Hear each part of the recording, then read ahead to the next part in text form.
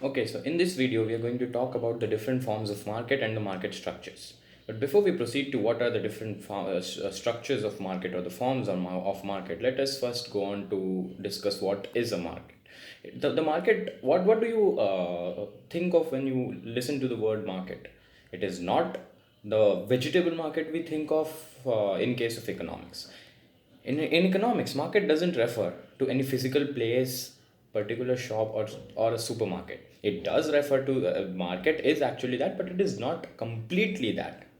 Market refers to the whole region where buyers and sellers are in contact with each other to affect the supply and demand of a particular commodity. That's what market means in economics. Market basically acts as an interface between the buyers and the sellers. So the different forms of market, the different forms of market are perfect competition market and imperfect competition market. In imperfect competition market, we have further classification into monopoly, monopolistic, and oligopoly markets. So let us discuss them one by one. Perfect competition. Perfect competition refers to a market condition where there are a large number of sellers, buyers dealing with homogeneous products. What are homogeneous products? That means the products of the same kind at a price fixed by the market. This is a very important point. No individual can decide the price of the commodity or the product he's selling or buying. The price is decided by the market as a whole.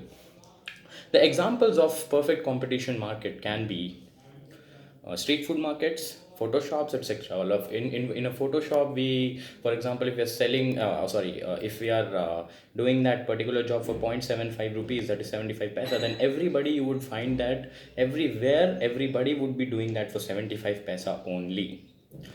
So that's what I'm trying to say. The price is fixed.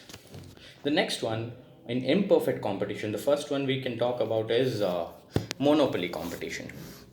Monopoly is actually a Greek word which is derived from the two Greek words monos and polos. Monos means single and polos means seller. So as the name suggests, we can infer that only one seller sells his product with no close substitute and strong barriers to entry. What I mean by this is, in this type of market, there is only one seller. He is selling the product, and there can't be any substitute of that particular product, which is or commodity which is being utilized in the market. And if someone else wants to enter this market, it is very next to impossible because of the strong barriers to his entry. Example of such a market is such a competition, monopoly competition, is Indian Railways. There can't be any substitute for Indian Railways. You must also know that. It is a medium which helps people in transporting from one state to another, one city to another, and there can't be any other substitute for the same. The other one, the other one that we're going to talk about is monopolistic competition. Okay, now what does monopolistic competition mean? Monopolistic is basically a combination of both perfect and monopoly. Yeah, so in this type of market, there are large number of buyers and sellers. They sell similar but differentiated products that are close substitutes of each other.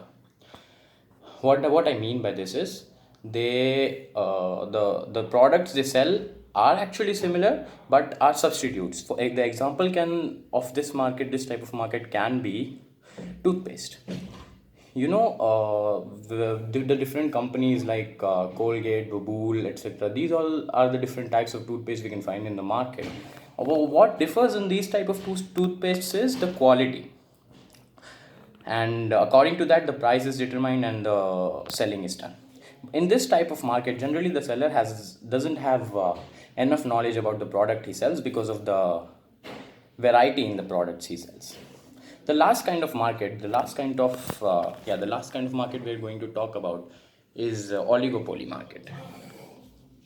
Yeah, so oligopoly is also a Greek word which is derived from the two words oligi and polion. Oligi means few and polion means seller. So only a few sellers are selling homogeneous and differentiated. In this kind of market, there are both homogeneous and differentiated products, and that is being sold. Sorry. The example of such a market can be car market. You can see that There are few sellers, but there are limited sellers which of cars, and that's what the market comprises of. In this type of market, there are very less firms, all of them being interdependent on each other. And if someone wants to enter the market, he has to cross many barriers of entry, because the investment has to be very large, and then he has to focus on the machinery, etc.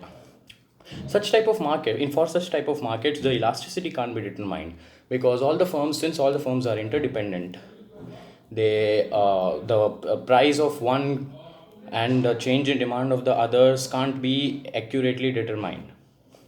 So that was it with this video. Thank you. Be safe.